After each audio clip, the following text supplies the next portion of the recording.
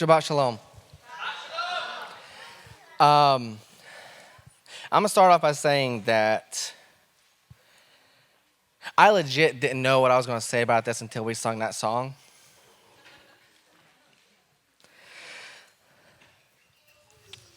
Back in 2011, a friend of mine introduced me to this TV show. It was on the ABC network. It was called Once Upon a Time. The general premise of this show was that all of your favorite fairy tale characters were real, and they were trapped in our world, and they had forgotten who they were. Within the first season of the show, there was a mini story going on of Snow White and Prince Charming. They had forgotten who the other was.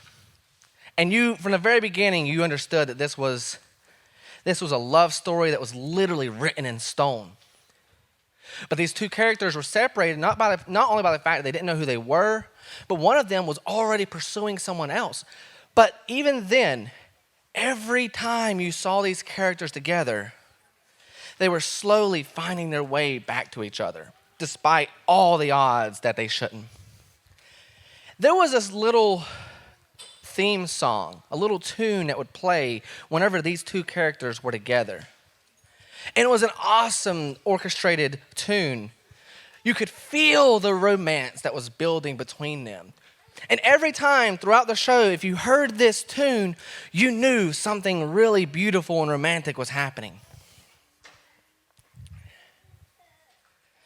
That song is one of those for me. I have several, but that's one of those songs for me. And you're like, Johnny, what does that have to do with the Torah portion? This week's Torah portion, it recaps all of the special days, all of the very special days. It starts off talking about the tithe, but then it quickly goes into the Passover, Shavuot, Sukkot, detailing these very special days that God really wants you to know about. Why? Because I'm sure a lot of parents will understand the importance of having that date night just between you and your significant other. Just the two of you. No one else matters. Just at that moment, it's just the two of you.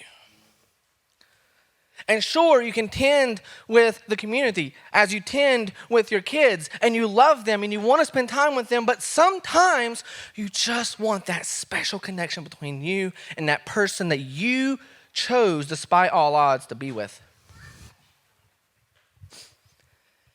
And maybe there's even a certain song or a certain moment, a certain memory that when the two of you are together, it replays in your head and you're reminded why this person. In this season of my life, over and over, I'm reminded of just how much of a love story it is with me and my papa. How much of a true romantic relationship it is that he pursues me, although when he found me, I was pursuing something else entirely. And that I was running far from him, that when he died, I was his enemy.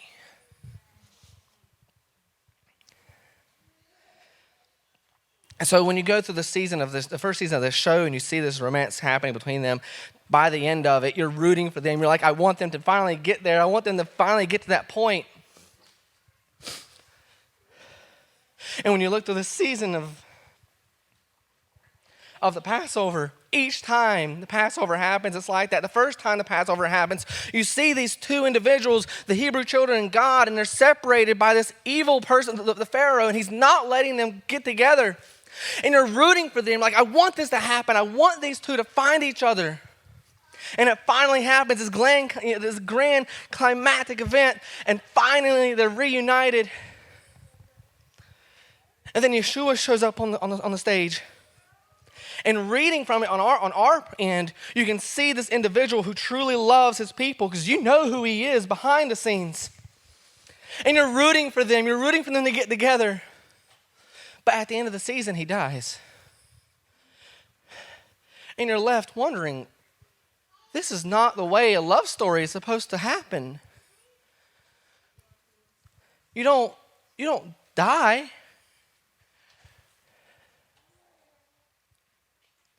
Oh, how he loves.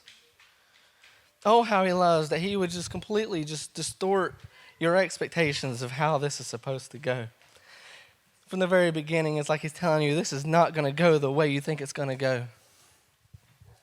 And then you see the death happen, and you're thinking, how can this end in joy? Not knowing just 3 days later what would happen.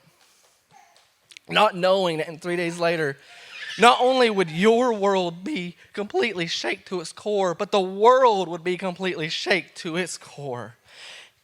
God showing that there is nothing that would separate him from you. Not death, not any power above or below, but that his love for you is too strong for him to allow any mere inconvenience to show up. What I want to impart to you, experience this love story with your God. He's not just a faraway individual lording down on you. He's not just a person giving you a list of rules or laws. He is someone who deeply, deeply is in love with you. The person of who you are, as you are. He sees you in all of your mess and says, I choose that. That mess of a person, I choose that. Why? How he loves. Oh, how he loves. Experience this relationship. Let yourself be broken. Have those tender moments. Make yourself vulnerable to him. We are his portion, and he is our prize, drawn to redemption by the grace that's in his eyes. And if his love is an ocean, I'm just drowning.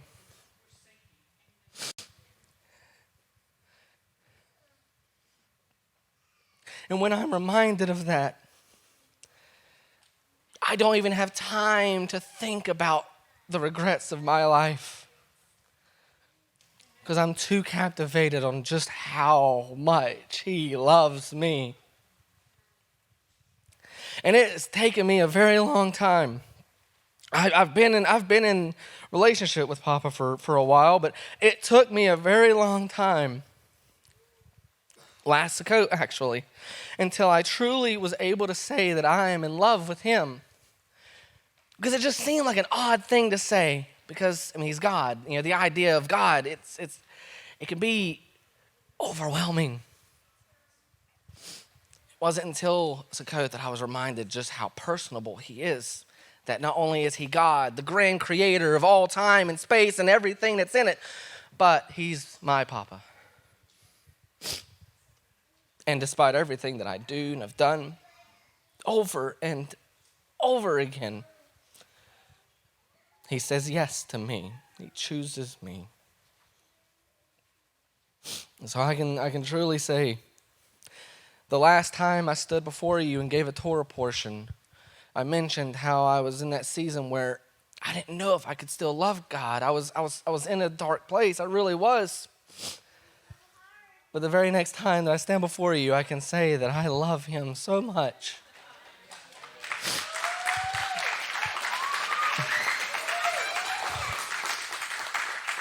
And I hope that as we go into the first week after the week of Passover, that you can step into this new year of your relationship with your Papa and remind yourself why you love him and remind yourself that he does love you.